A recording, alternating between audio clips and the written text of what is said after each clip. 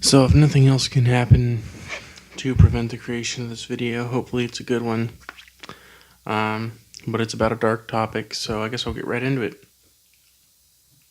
A Missouri teenager, I don't remember the kid's name, I just read the article literally 2 minutes ago, but he just turned 17. He was from St. Louis, and I used to live about an hour and a half south of St. Louis.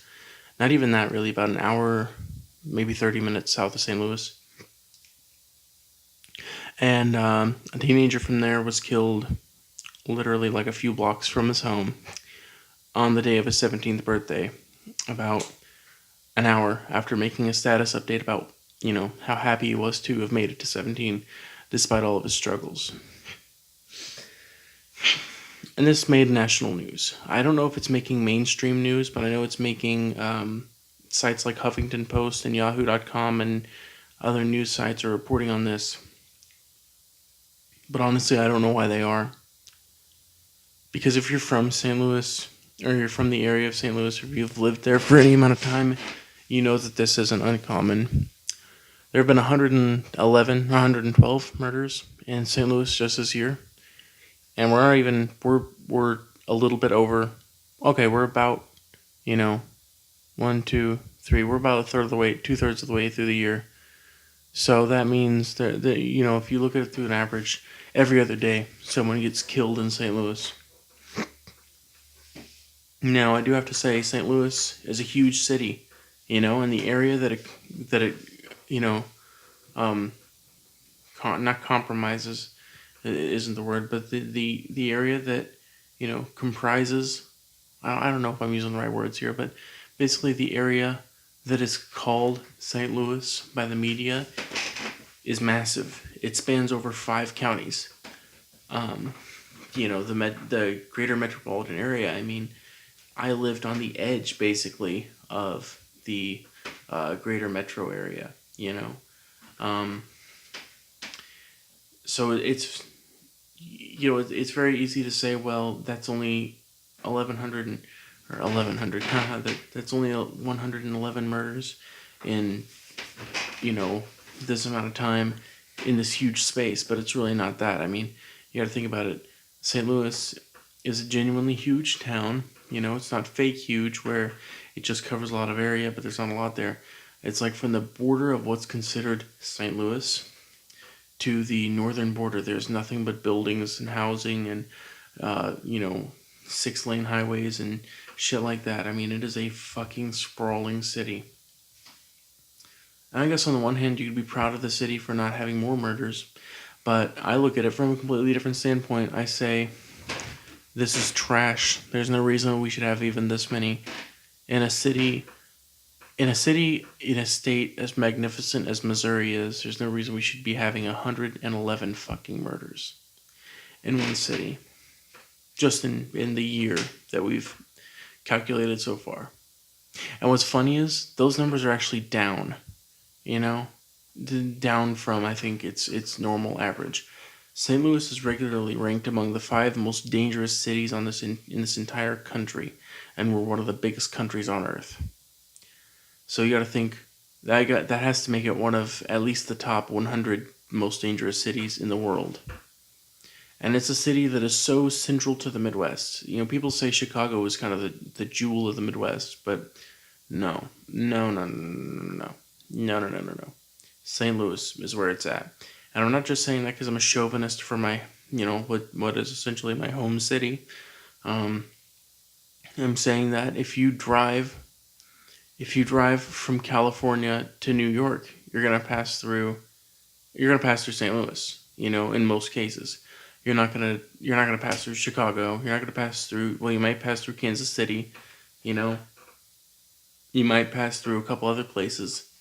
But as far as the Midwest goes, St. Louis is going to be your gateway into the East. Or your gateway into the West if you're coming from the opposite direction. That's why it's called the Gateway. That's why the arch is called the Gateway Arch. Just look at how many major highways run through St. Louis. There's Missouri Highway 21. There's U.S. Highway 67 that runs right near it. There's U.S. Highway 61, I think, runs pretty close to it. Then there's Interstate 55, Interstate 70, and all the little spokes of it, 270, 155, all these different, spokes and different highways that go through it. Oh, and don't forget 44. I-44 runs right through St. Louis. So there's 3 major interstates that run right through the city. Now, I gotta say, like, what does this really mean? It doesn't really mean anything, just that the city is huge, it's sprawling, and the fact of it is, it is a really enormous place. It is a really central place to the Midwest. It's a really important place to the Midwest, to the state, to the entire geographical region that comprises the Midwest. It's intrinsic to its survival and to travel in the area. And to think that it's one of the most dangerous cities out there is really saddening. Because people that come to explore this area should be able to feel safe in their vehicles. Should be able to, and people that live in this area sure as hell need to feel safe going to get fucking donuts or no, the kid was going to get Chinese food actually. It's fucking sickening. We don't have that guarantee anymore. You lock your doors at night because you know if you don't, your shit's gonna get stolen, you're gonna get robbed, and your wife is gonna get raped. You lock your vehicles even if you're just going to literally walk 5 feet to get a fucking donut. Because you know if you don't, someone's gonna fucking take your car and drive off with it like you never even laid claim to it. You can't just go out to a random place and play music, because guess what? Someone's gonna come up and try to beat the shit out of you for whatever money you've made busking. These cities that we brag about being the jewels of our different geographical areas, how New York is considered one of the many jewels of the East Coast, and St. Louis and Chicago and Kansas City are considered jewels in the Midwest. We can't continue we can't continue to... These cities are fucking untenable is my point. They're getting untenable. They're getting absolutely to where you cannot live there and feel safe at the same time. There's just too much going against you. Too much. You effectively can't really... You can't travel through these cities anymore. You can't try to lay roots down in these cities anymore. Because there's just too much of a risk. And what the real shit kicking part of the whole mess is, you have to. Some people just have to. Some people don't have a choice in this, Some people don't have any choice in it at all, They have to deal with those fucking conditions. They have to deal with these god-awful conditions where they can't let their kids go to the park because they might get kidnapped and raped and then killed. They can't let their children walk home from school in these big residential areas in these big cities because the same thing might happen. They can't let their kids hang out with friends that they don't know personally because predators can hide behind every doorstep. And fuck the kids, let's take them out of the question, Fuck them. Like, what about the adults in the same situations?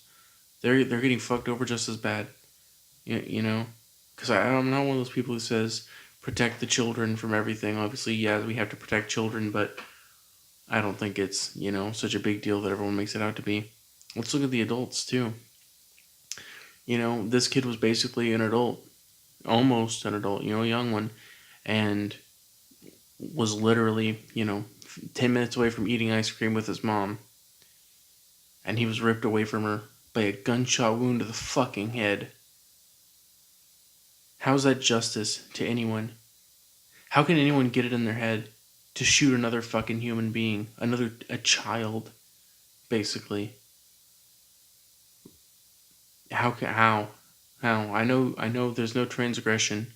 There's no transgression. There is none that warrants the death of a human at 17 years old. Unless he was a genocidal maniac who was known for murdering everyone who crossed him, or unless he was a supremacist of some kind who completely who just completely disregarded the life of everyone who wasn't like him, then there was no way he deserved to die at the hands of a gun, most likely from someone who just didn't like him and thought he would be better off 6 feet under, rather than just trying to deal with their problems. When you've reached a point in a society where it is commonplace to expect that simple problems, disagreements between members of your society should be solved with violence rather than diplomacy, you have reached a point in your society where one of two things has to happen for the situation to get resolved, because you can't live like that. Either you have to have complete, absolute freedom, which is my position, or you have to be completely monitored and have your freedoms completely taken away.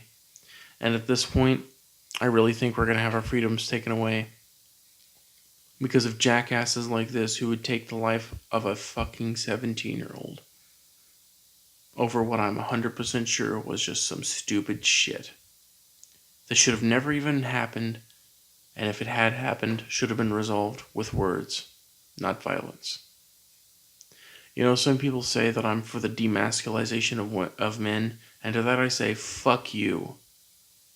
If the demasculization of men means that as a result our world becomes less of a violent shithole, less of a living hell, less of a literal example of hell in the living day, then I'm all for it.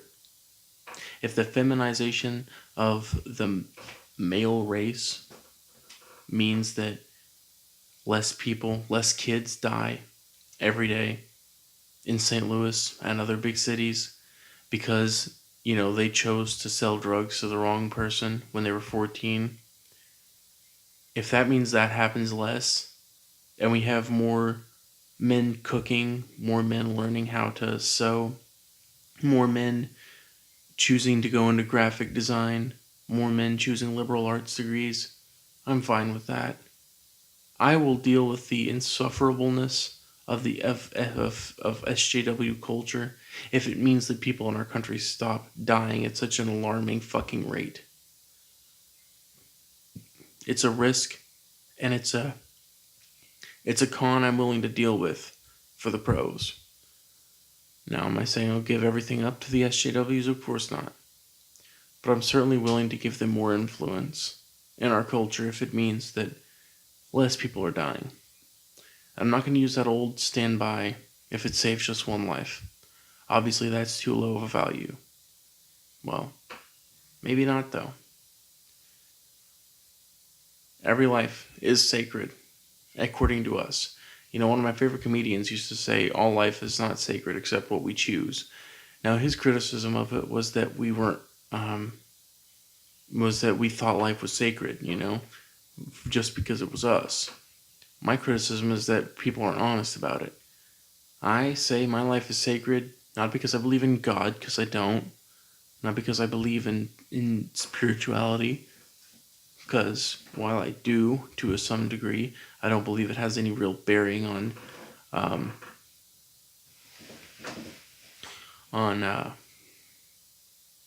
shit, just totally blanked there for a second. On whether or not life is sacred. I think my life is sacred because I want my life to be sacred. I have a vested interest in making sure I live. And I apply that to all of humanity. We all have a vested interest in making sure one another lives to the next day. Trust me, we all do.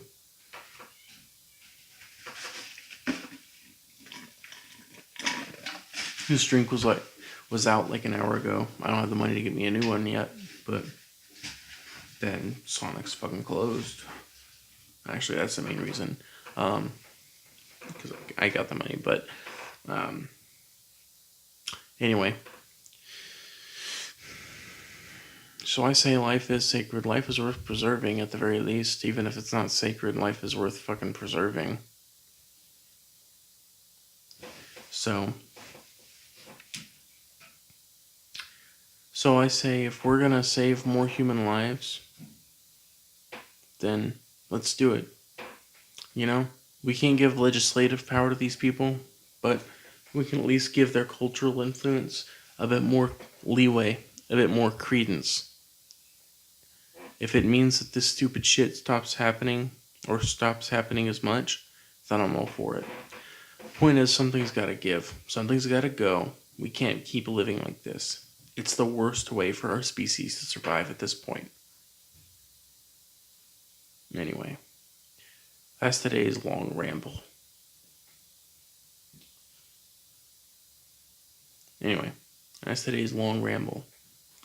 Hope you enjoyed it. If you did, please like, comment, subscribe. And I'll try to include articles. I'll try to include links to articles in the description from now on for stories like this.